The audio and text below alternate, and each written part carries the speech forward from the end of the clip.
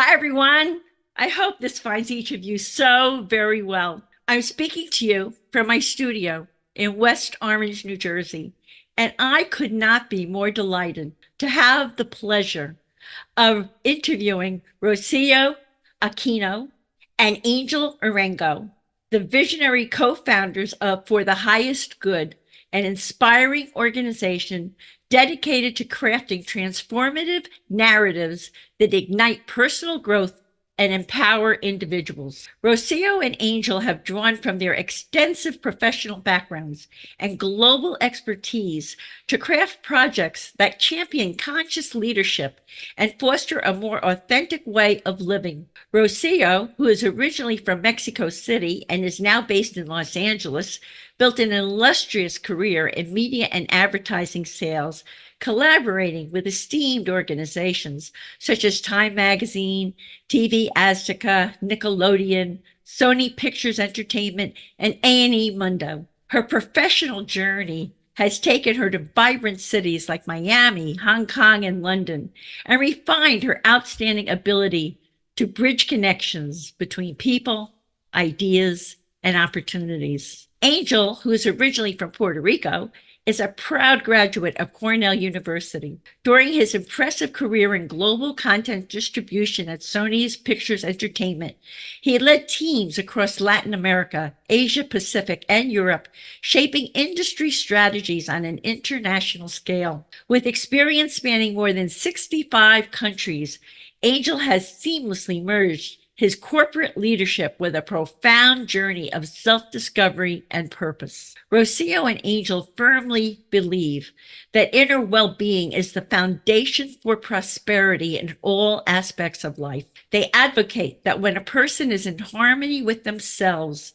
their endeavors flow more authentically and productively, leading to sustainable and meaningful results. And I could not agree more. Their debut work, titled The Orchid, The Secret Code of Modern Goddesses, is a luminous guide to self-discovery and inner balance. Every story within The Orchid is inspired by Angel's and Rocio's transformative personal experiences, chapters of their lives shaped by profound challenges. From overcoming the devastating effects of sexual abuse to navigating the trials of single parenthood, Rocio and Angel have confronted hardship with extraordinary resilience. Yet, their journey is more than one of survival. It is a testament to hope, healing, and the power of reclaiming purpose in the wake of adversity. The Orchid is an invitation to rekindle our connection with our inner light and embrace the timeless strength that has always resided within us, serving as a reminder that self-love, gratitude, and inner clarity are the keys to achieving success in all areas of life. And again, I could not agree more. I'm looking forward to talking with Angel and Rocio about their deeply personal and transformative experiences with sexual abuse, single motherhood, and more that have shaped their lives, how each found hope, healing, and purpose in the face of trauma, the series of divine realizations, inspirations, and guidance that brought miracles into their lives, the transformative lessons conveyed by the stories in The Orchid that offer a path from suffering and grief to healing and rebirth, Rocio and Angel's 7-day retreat designed to alter people's lives, and more, for an enlightening and healing interview that will surely bring us an abundance of transformative insights and wisdom. Hi there, and welcome to the Grief and Rebirth podcast. I'm your host, author and trauma survivor Irene Weinberg, here to encourage you wherever you are in your healing journey. In each episode, I chat with incredible grief and trauma specialists, healers, mediums, and celebs, as well as remarkable people who have inspiring healing stories to share. If you're looking for a podcast that's both uplifting and inspiring, you've found it. Let us help you find your joy in life. Hi, Rocio and Angel. A heartfelt welcome to Grief and Rebirth podcast. Thank you so much, Irene, for having us here. It's a pleasure. Thank you to your listeners. Yes, thank you for having us. Yeah. Oh, this is going to be wonderful. And each of you has a really powerful story of grief, healing, and rebirth that I am eager to share with our audience who are also grappling with their grief, healing, and rebirth. So let's start with you, Rocio. Could you share the deeply personal and transformative experiences that shaped your journey, including losing your mom, a constant feeling of inadequacy, sexual abuse, single motherhood, your search for forgiveness, and more? My goodness, you have had a plate full. Yes, yes, I agree.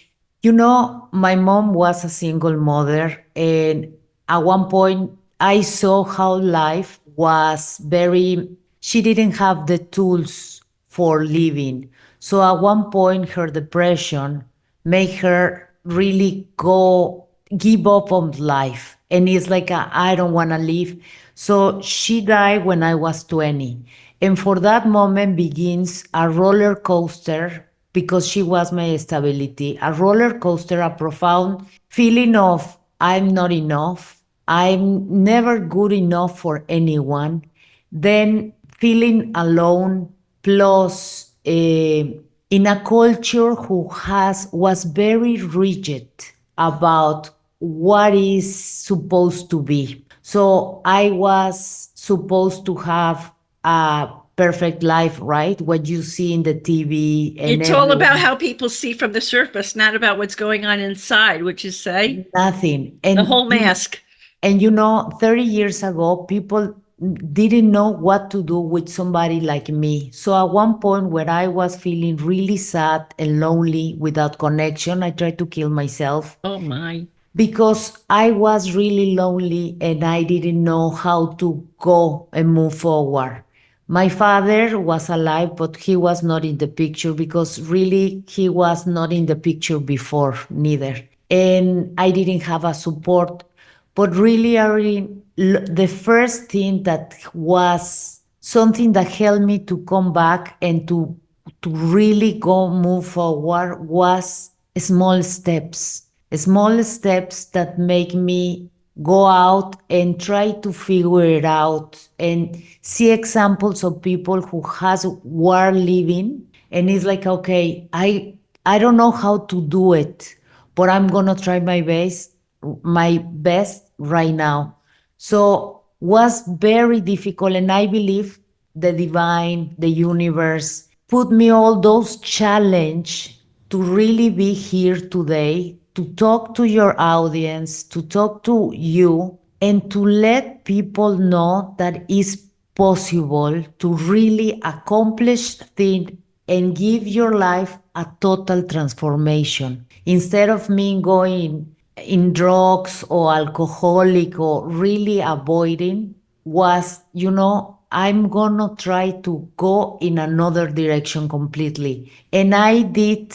My small steps make me really try to find a way. And took me 30 years to find the steps that I can pass today to more people. And it's like you can do it. If I do it without any help, more people can do it. So at one point I went to therapy, but I didn't take any medicine. And the therapy was fantastic, but was not enough. It's like really, you need to understand what is the map of life to really go out. So that's a little bit of the, Sometimes you need a group of healing modalities. Sometimes one is, it's not yes, one size fits all, right? Sometimes yes. I've found that in my life, I've gotten something from each thing that I've done to overcome the trauma and the grief. Yes, and that's why I took me 30 years to find the different things that were unlocking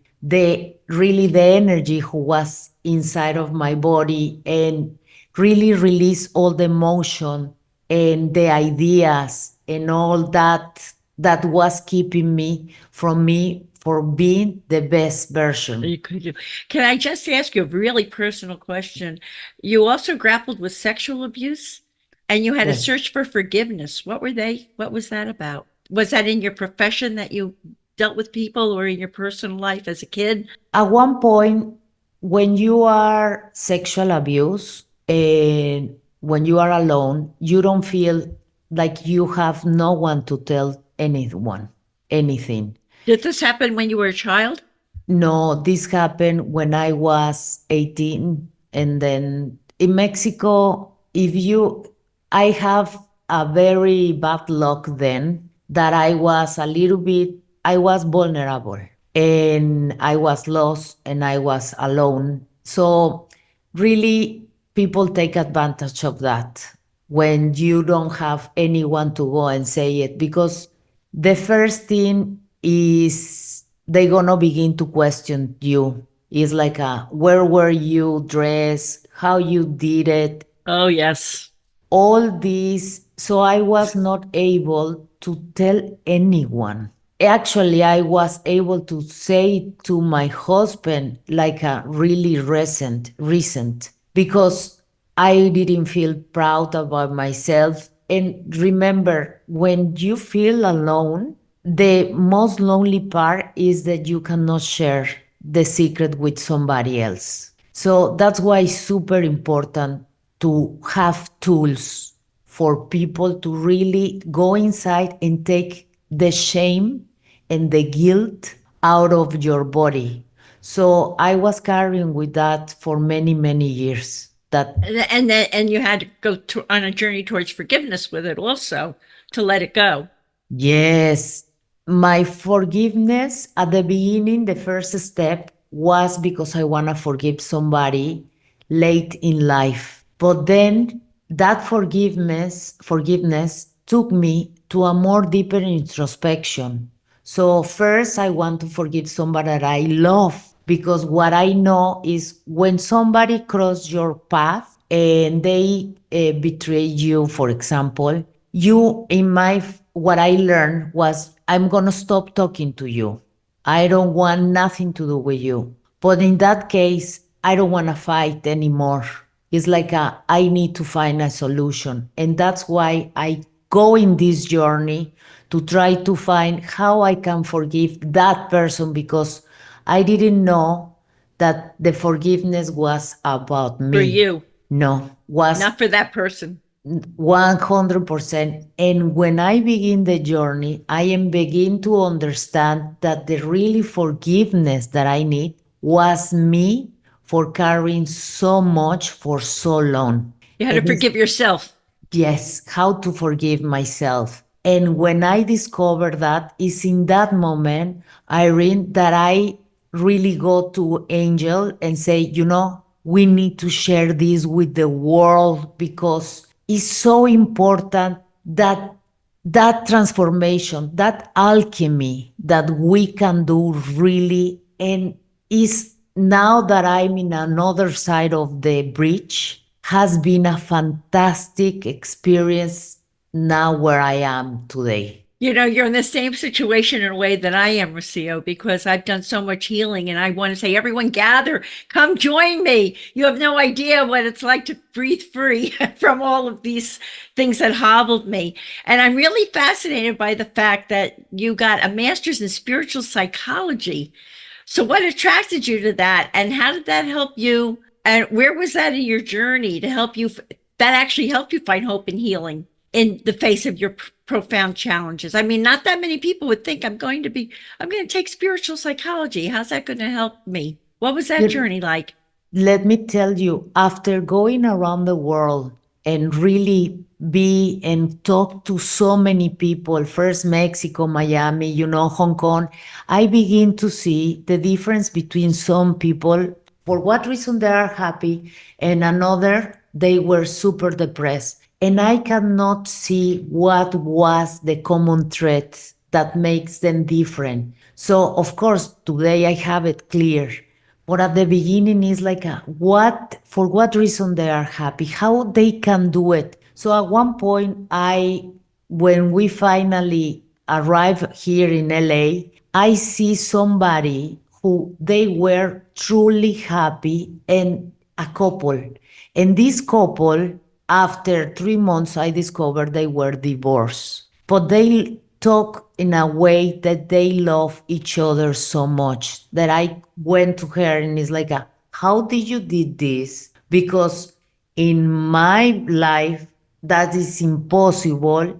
and she's like, why don't you go and do this program? Is gonna change the way you think, but do it with your husband because you're gonna change completely. And if he doesn't gonna understand you.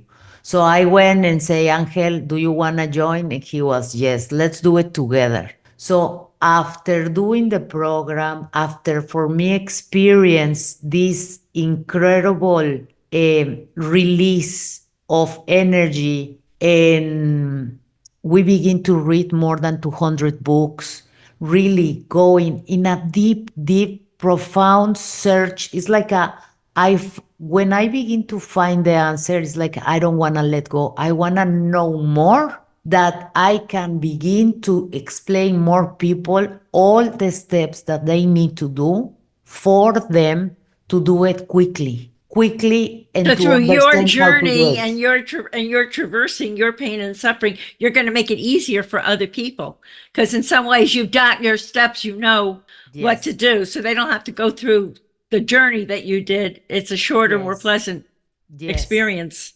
100% is that's the point, to really understand that when you know that is possible and is achievable, then okay, and that can anyone, not special, did it. It's like if she did it, I can do it. I And can it's do like it too. yes, is 100%. So I totally resonate with that. Now, Angel, it's your turn. I'd love you to share some of the personal and transformative experiences that have shaped your journey, traumas you've overcome, your search for purpose. I mean, you're such an accomplished man. So tell us about your journey getting to this point and how over the years you came to recognize the interconnectedness of all human beings. You have been growing and evolving. What a wonderful thing. What's that been all about for you? Thank you, Irene. Look, born in Puerto Rico to a very, very humble family. Poverty was part of our lives. My grandfather was a carpenter, and we lived off the land for many, many years. My mom and dad divorced when I was 2, so I had no recollection of my father. The only time that I spent with my dad that I can speak to was when I was 40 years old, and we spent 5 hours together. And that was the only time. He's since passed. I was sexually abused as well as a child. I don't know exact age, but somewhere between 7, 8, 9. And I somehow that disappeared from my memory. And it wasn't until my 20s, late 20s, that it came back. And it came back in the form of a dream, of a nightmare. It was like a big giant looking through a window, and I was inside, kind of huddled up in a corner, and all I could see was that big eye. And yeah, my mom, single mother, challenged, experienced just sadness throughout her life, and worked really hard, but always living life like a victim. And so I cannot tell you what happened. I can actually do that now, but at that moment I wasn't aware. But there was something inside of me, Irene, that kept me going. And I now look back, and I know I found a lot of comfort in saints, in the wisdom of saints. And somehow they pushed me through.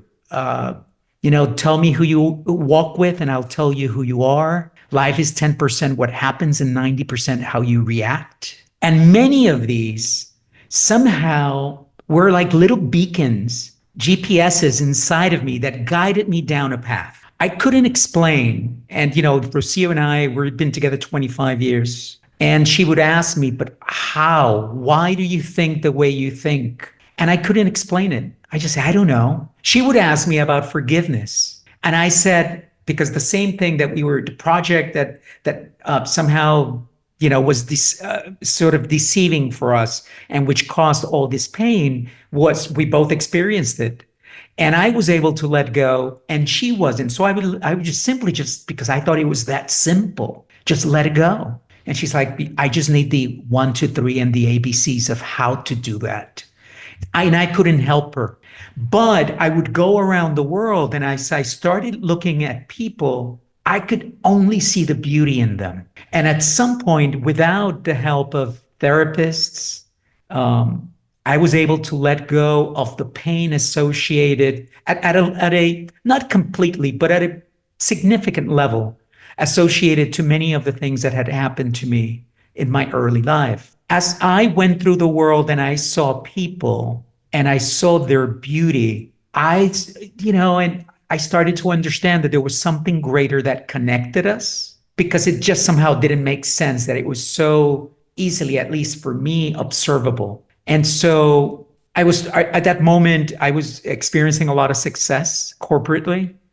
My career allowed us to travel so much, allowed us to see, as you mentioned earlier in the program, a significant amount of the world. But I would come home, and my wife and I, Rocio and I, would ask our daughters not to watch television, even though that television was what was feeding us. So there was a certain amount of hypocrisy or incongruency in our lives, because we knew that stories that were being told were really powerful, and that they were having an effect on people, and that ideas are powerful. We once camped in Mongolia. Wow. And after traveling 5 hours in an unpaved road on a 4x4, no one else around, and coming to a yurt in the middle of nowhere, there is a television with a satellite antenna, and they're playing a Hollywood movie. Wow. Right? So we could see firsthand the power of storytelling and how it influences people. So move forward, and as my career in corporate America was ending, and Rocio comes and says, hey, someone suggested I do this, the spiritual psychology masters. Would you do it? I kid you not. It took me a second to say, yeah, absolutely. Bell went off. Hey, this is my next step. And the way you just sensed it, it feels like to me. Absolutely. Yes. Somehow. You're reminding me of my story, because I've been guided step by step by step. And some of the times there were bumps in the road, but they were bumping me into another direction or whatever. Right. And you've experienced, Angel, divine realizations, inspirations, and guidance that brought miracles into your lives. This audience loves miracles. Could you tell us some of the things that you've experienced? There are all sorts of miracles. I will tell you, about a year and a half ago, my biological father, passed away. And I got a message from someone else, his brother, who said, hey, your dad passed away. At that moment, there was a feeling that took over me. And essentially, it was gratitude. Wow. And it was a feeling of, he came to this world to show me how to be a great dad. Now, he chose a method. And his method, yeah, I wish it would have been different, but it was a method nevertheless. And I saw the beauty of his life expressed through mine, even though he was absent from mine for almost the entirety of it. It sounds to me like you made a choice, like a lot of people, and I have the same experience in my life, I think. A lot of people, they stay in that swamp of what they learned or what they saw, and then other people make a choice of, I don't like, it sounds like you guys are just like this. I don't know how I'm going to do it, but let me see where I'm being guided to get myself out of this swamp. And you chose not to be, you saw your father for his lack, and you chose to fill in those blanks for yours. We had read a book called Contracts, and the contracts we sign as spiritual beings, and how, we come into this earth and saying, hey, I have something to learn. And Irene, who is my soul mate, if you will, says, I'll help you. I'm going to hurt you as much as you can until you forgive me. And so that was very present in my life. And there's been numerous others. I've had the privilege of delivering a message to a couple who had lost their child a year or two before. And I somehow, in the middle of nowhere, I see them and I say, why am I seeing? So the question, why am I seeing these people? It's so unusual. I had seen them before sometime, and something came to me and said, tell them I'm okay. my eyes swell right now, and I'm filled with emotion out of gratitude and humility that I was able to experience that. And when I went to these people, I said, I said to the And did you messenger. know at that time that they had lost their child? Yes, I Okay. did. And I said to this voice, but I don't know if I was speaking or in my head, but we were having a conversation. I said, that's not enough. These people are in grief. How can I say that without proof? How do I know this is real? And it gave me one word, and the word was dull. And it made no sense to me. It ended there. I move on. I go to the dinner with these people, and the conversation gets ignited. There's something that said that opens the door for me to say, I was trying to figure out why I'm here. And the only thing that I came to me was that I needed to tell you a message from your daughter that said, she's okay, not to worry. And of course, we're all crying at this point. And then I continued and I said, and I asked for proof. And the only word that came was doll. And they start bawling. And they said that was her nickname. Oh my God. And so miracles like that, the beauty of it, Irene, as you probably know, as I'm sure your audience knows, the moment you open yourself up, as Rocio was speaking before, with curiosity, with humility, with the understanding that we know so little about ourselves, about the superpowers that we humans have, that is when miracles begin to show up because they're all around us. We just start to open our eyes towards That's right. them. And if you keep healing, you're not blocking them. If you don't, right? I think you would agree with me with that. If you keep your healing journey, because a lot of people who don't heal, they're not open to receive the messages that can help them. And Rocia, now it's your turn because I know the orchid is dedicated to your mother. So would you like to share her meaningful story with us? And how was she your inspiration for this orchid that we're going to be talking about, which is a book and a retreat and all that you're doing? Yes. Okay, thank you so much for this space. Again, my mom was an immigrant from Spain to Mexico. So the life of an immigrant, first generation of first person to go to another country is very difficult. You always miss your home, you always miss your ways and everything. So she grew up really with this fight inside of her. So finally, she married my father, and they have a relationship, but my father was very difficult. Is the culture very... He was wounded also. Total, yes, 100%, 100%. So you have two people together who they were wounded, try to live. And at one point they had 3 kids. And I was the number 4. And it's like, okay, she's gonna save. No one is gonna save the marriage. Really, they were fighting a lot. They were punches and a lot of... And that's so difficult... damaging for you to witness that growing up. Was yes, was very difficult to see people that you love being in that position. So at one point they get divorced because my father was a womanizer, and finally my mom go and live. And in Mexico happened an earthquake in 85, and my mom lost the 3 things that she has for survive, like the apartments, the business, right? She lost all. Oh my. And in that moment, yes, she goes in a depression, super heavy, 4 kids, herself. She was like, I can't do it anymore. I just can't do it anymore.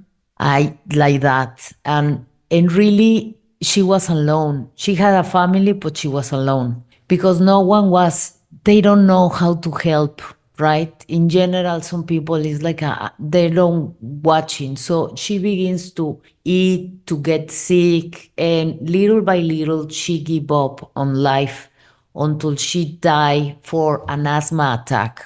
Wow. Like a really, not like cancer or something like, no, was from allergies, asthma attack, and really depression. In a way, she became allergic to life, so she got an asthma attack.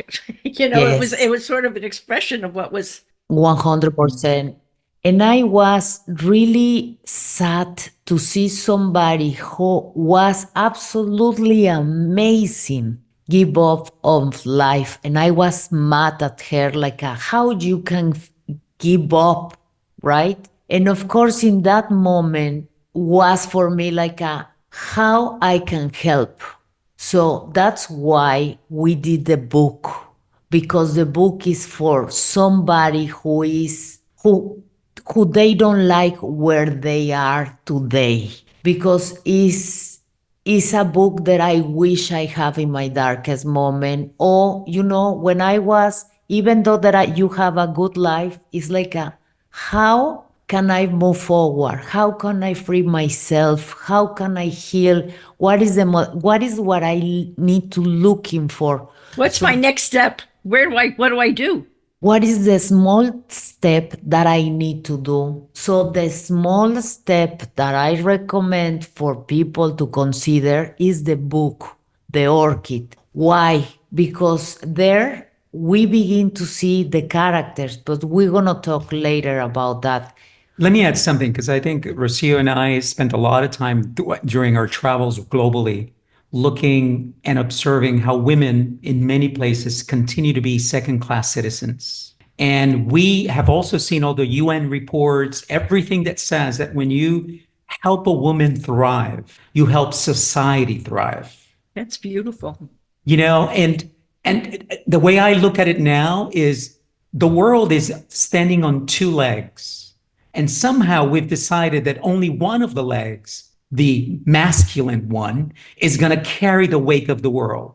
Now, that's not good for the world. It's not good for the masculine leg, and it's certainly not good for the leg that is not being utilized. And so we see this opportunity as an opportunity to strengthen the feminine power in the world, be it inside of us, be it in our relationships, in our governments, in our families, everywhere. Because when those two strengthen, the masculine and the feminine, and they exist and coexist in a beautiful balance, we will be stronger. And that's why we dedicate it to women. I love an enlightened man who wants to help women. My husband, who is on the other side working with me on this project, was a tremendously enlightened man. He loved helping women. His daughter is a very powerful woman and all that. He loved empowering women, and I love that about you, Angel. No competition, Rocio, but he's just No. I think it's Believe me. wonderful. I think that's just a wonderful trait in a man. Men don't know that if they become advocates for women and they understand how that will improve their relationships too. And their own lives and the world. So we all will benefit. Absolutely. It's Right. like being, for business people out there, it's like being in a team and deciding that half your team is not going to contribute to the outcome of our projects. Right, exactly. Rocio, were you going to say something? Because I want to ask Angel about those 5 powerful narratives that are in the Orchid that you address with all these different issues for these people who are going to be coming to your retreat and how they're grappling with them. So were you going to say something or? No, what I'm going to say is I agree with you, Irene. It's so important to really give us the space to understand that women has been given to a way of thinking, but the same has been doing for the men. It's like, no, you cannot cross this line, you cannot do this. And what we need to do now is how we can build the bridges for us to overcome, like I need in me all the feminine power, but then the masculinity too. Healthy to feel power free and confident, but is this important message that we need to understand that the limiting beliefs are for men and for women. So how we can overcome this to really have a better relationship with ourselves, with our partners, with everyone. So which is what you're teaching through the Orchid and everything that you're doing. So which of you would like to start to, or both of you, to speak to those 5 powerful narratives that are shaped in the Orchid? Who's elected? Is it you, Angel? I am. As we decided to write a book, we said, okay, it's going to be a self-help book, but it's not going to be about us. It's going to be a story told through the eyes of 5 women. And these 5 women go to a retreat center called the Orchid. And there, across 7 days, they're going to be in a fantastic 5-star resort. And they experience 5 lessons, 5 key lessons. The first one is awareness, really observing yourself, asking yourself, why do you think the way you do, act? Where do your ideas come from? Because when we begin observing ourselves, then we open the door for the possibility of change if we so choose. If you decide to make a change out of anything that which is a choice, that is absolutely right. It is really important to ask ourselves, do I like the way I am? And if the answer is yes, by all means, continue doing it. And if you don't, there's still a question, do you want to change it? And if the answer is yes, then we propose a next stage, if you will, of that journey. And it's through 3 really profound things that we all know. And that's why we call it the secret, because it's kind of in front of us always. And it's gratitude, forgiveness, and acceptance. And we all experience those somehow, but our experience was that we tend to be quite shallow at them. When we go really deep in gratitude, when you begin to experience life as a glass half full, there's comes a point where the glass is full, period. You don't even see it half full, it's just full. And that energy that forms within you expands. Almost every feeling of negativity, of heaviness, just pushes it out. Because wherever there is gratitude, there's no room for anything else, only room for love. And after that, of course, we spoke about forgiveness. Forgiveness is important in the Buddhism world. They say that being resentful or not forgiving is like carrying a hot coal in your hand, waiting for that person. Angel, I call it carrying a backpack. You're carrying a backpack with you everywhere you go that's filled with your suffering and your trauma. If you drop it, if you can heal it and drop it, you're free. Yes. Yes. Is that feeling is what? Yes. Can I feel better? Yes. Yeah. And that's what you're doing. And there's acceptance. And acceptance is not, I'm not going to cross to the other side of that wall. Acceptance is saying there is a really big wall here. What if I step back and find a different way forward so that I'm not hitting myself against the wall? It's life gives you lemons, make lemonade. Yeah. It is that type of thinking. When you accept, you're no longer giving your energy to things and fighting everything. And what's the beauty of these 3 is that when you recuperate your energy, when you, through forgiveness, through gratitude and acceptance, take back your energy, then it's like you just recharge your battery. And so the last stage is, and what do you want to do with that energy that you reclaimed? Well, live the most intentional life you can live. And that may be in the way you have conversations, be intentional about the conversations you have, about the acts that you perform, about the ideas that you want to develop. And so those are the 5: awareness, gratitude, forgiveness, acceptance, and intention. And we believe that through those, you can do some meaningful healing in your life. And of course, we speak of them linearly, but they occur at any stage, in any combination, in any fashion. Sometimes it's all forgiveness, and sometimes it's all intention. And so those are the 5. I would say that leads a lot of people to some profound inner transformation, because they come to you in one form and all of a sudden now new avenues are opening up in their minds because they are releasing so much. So I now would love you to share with everyone this 7-day retreat that is designed to alter people's lives, inspiring your participants to awaken and heal and live with intention. Tell us all about that. When is that going to be happening? This summer? Well, it's 2 parts. We are actually in the works for creating retreats. The retreats have not yet been created.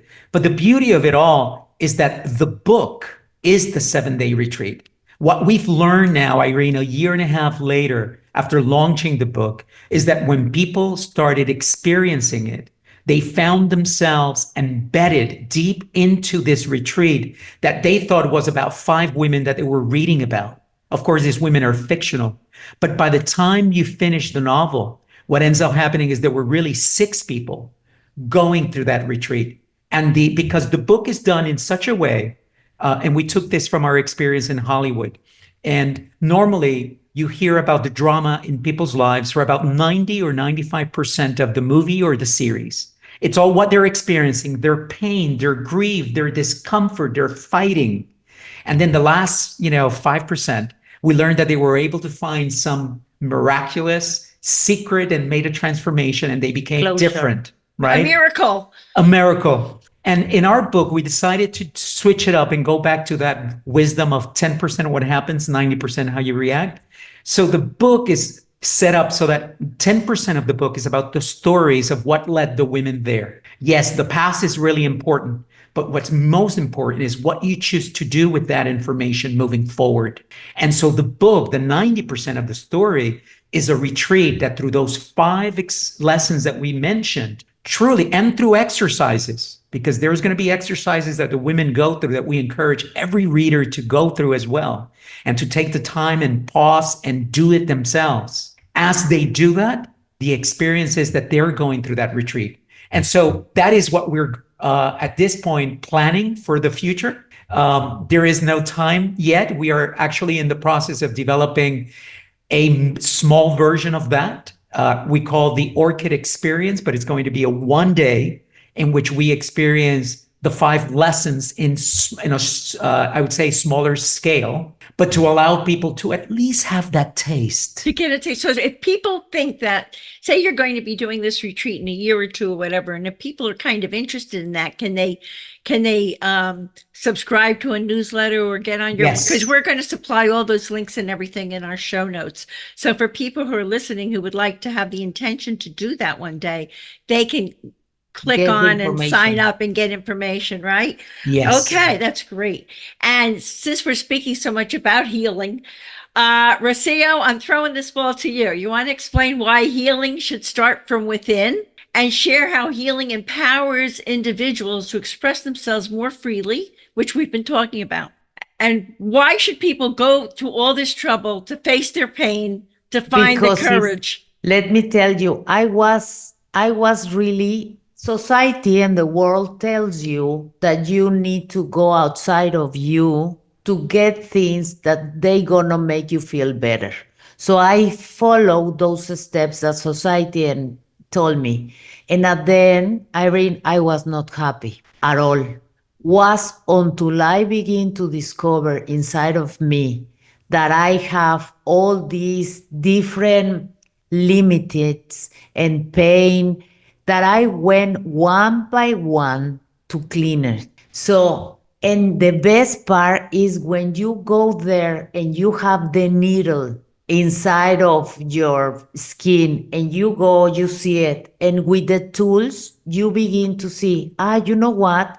Yes, that is painful, but I'm gonna go and do it. And I'm gonna face my growth. And instead of telling me it's gonna be super difficult, I begin to tell myself it's gonna be easy. I'm gonna be learning. This is gonna be flow. The universe, God, the spirit, all my angels are here with me, helping me to really pull this needle from me.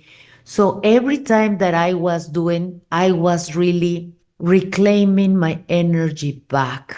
That you didn't even really know you had in the beginning. And now you know that's what you had. And oh, wow, right? Yes, because it's like you don't know the super party treasure that is at the end of the process. Because even though in the process is I find it today like it's good to spend it, because every time that you pull out one needle or anything or erase or give up, it's like you are investing in yourself. So the most important part when you invest in yourself is because it's going to change your life forever, your experience right now. So I know that I was grieving for my mother for a long time, but at one point it's like she came to me and it's like Now you get it, Rocio. It's like I went to the other side to help you to overcome all this, only for you to really try to pass this message to the most people possible and help them to understand that the process is not difficult, it's not painful. You can do it more friendly with you. It's like a be, now that you know the game, be good with yourself. It's like you're Carry befriending yourself, right? You're giving yourself permission. 100%. It's like a be your best friend. Instead of pulling you like a no, you don't know how to do this, you don't believe. It's like a stop the noise and trust yourself, because we didn't know better. That's why we didn't do it before.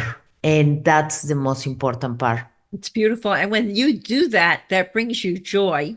And Yes. so, Angel, this is your question. What is your tip for people finding more joy in their lives? Is it directly connected to the healing? What would you like to tell us about that? I believe that each one of us is uniquely different. And joy for one person may be entirely different from another. It may be a person who's climbing rocks in the tallest mountains and, is the fear of death, imminent death. And that's what's most joyful to them. And another one may be taking care of little kids, right? And I believe that when I found joy is when I realized that there's nothing more important in the world than me. I am the center of my universe. You are the center of yours. At the core, that universe needs to be sound.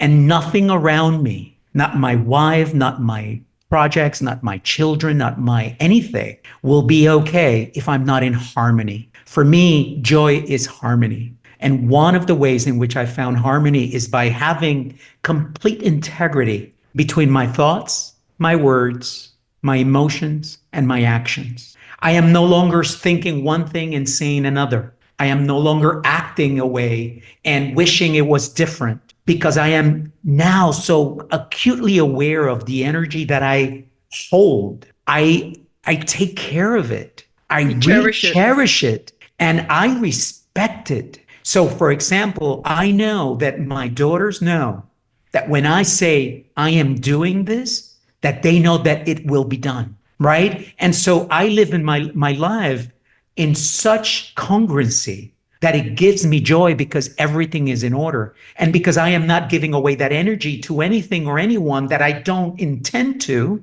my battery is always full, because I'm very intentional in how I use my energy now. And I kid you not, it's almost to the point where fear has completely disappeared. And I am able to look at anything and say, okay, I can handle that. I'll figure it out.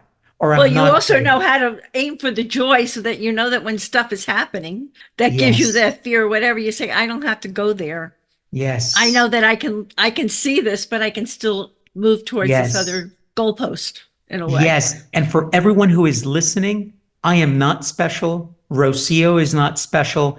Each one of you has inside of you a nuclear power plant Of happiness. of happiness and joy and all sorts of wonderful things that the moment that you tap into them, sometimes I challenge myself about the word healing, because it's also remembering. It's remembering that we are powerful beyond belief, and that many of the things that hurt us, that pain us, are expectations or ideas that we've allowed to implant in ourselves, and we've allowed themselves. And if we decide, well, that idea is no longer something I am going to live with, all of a sudden you take away that bag, as you were saying, that we carry. You And throw so it out of the backpack. that's right. This no longer serves me. And it's okay for it to have served you before, but maybe it no longer serves you now. And that constant inquiry, it's really important, no matter where you find yourself in your life. That is so beautifully said. Rocio and Angel, you reveal that healing is a profound journey, one of reclaiming hope, embracing love, and rediscovering the inner light that has always been within us. At its core, the orchid is a tribute to emotional resilience, the strength of female solidarity, and the transformative power of self-reflection. It's an affirmation that our experiences shape us, but our courage defines us. And through self-awareness and acceptance, pain can be reimagined as purpose. Thank you for sharing your truth and for showing us that even in the depths of grief, rebirth is possible. And I thank you from my heart for this enlightening and healing interview that has brought us an abundance of transformative insights and wisdom. Thank you again, Rocio and Angel, and so many blessings to you. Bless you. Thanks for tuning in to Grief and Rebirth.